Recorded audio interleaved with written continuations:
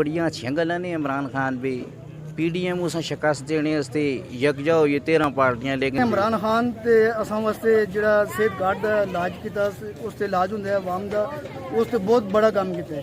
PDM दा कोई काम भी इस तरह नहीं हुआ। इस हवाम छुड़ी में पानी पा के डुब मरना चाहिए क्योंकि इस महंगाई के दौर में लोग खुदकशियां पे करते हैं। पहले घरे ते एक बंदा कमांदा है ते पूरा घर खांदा है, हुण घरे ते पूरे बंदे जितने भी हैं सारे भी कमावन फिर भी निज़ाम नहीं चलता था।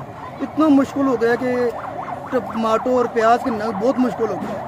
महंगाई सुन कमर तोड़ छोड़ी है, गरीब आदमी बिल्कुल पीसा गया, ख़त्म हो गया गरीब आदमी। यही महंगाई चलती रही तो अनकरीब गरीब आदमी ख़त्म ही हो जाती बिल्कुल।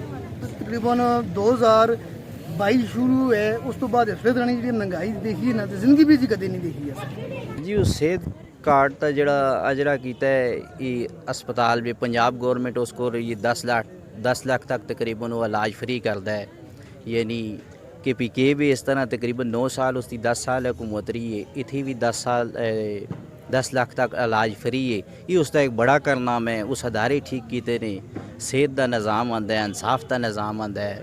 टबाद भी आई है उस तरीके नवाज जिस तेरे सदर पाकिस्तान मुस्लिम लीग नून दी इतने आई उस देखो सारे पे चादर देंगे ने, शालां देंगे ने। वो तुसी चाचा पे आके जुलता है कपड़े बेच के मनसेरे पे आता है कपड़े बेच के आटा दे सा। ये अफटवाद भी अवाम उस अपनी चादर भी उसकी पाँदी है। तो मैं ना इस अवाम छुड़ी में पानी पा के डुब मरना चाहिए क्योंकि इस महंगाई के दौर में लोग खुदकशियां पे करते हैं। छोटे छोटे बच्चों वाले वालदैन परेशान ने, बच्चों वास्ते उन्होंने कोल बैग नहीं, तलीम का निज़ाम उन्होंने कोल मुश्किल है, किताबां नहीं कहन के दे सकते, यूनीफार्म नहीं कहन के दे सकते। इस मुल्क का केह् बन सी। इस अवाम ते बाशाऊर अवाम ते ना कोई वोट नहीं देंदी, इन्हों की मकबूलियत दिन ब दिन कम होंदी जुलदी है कि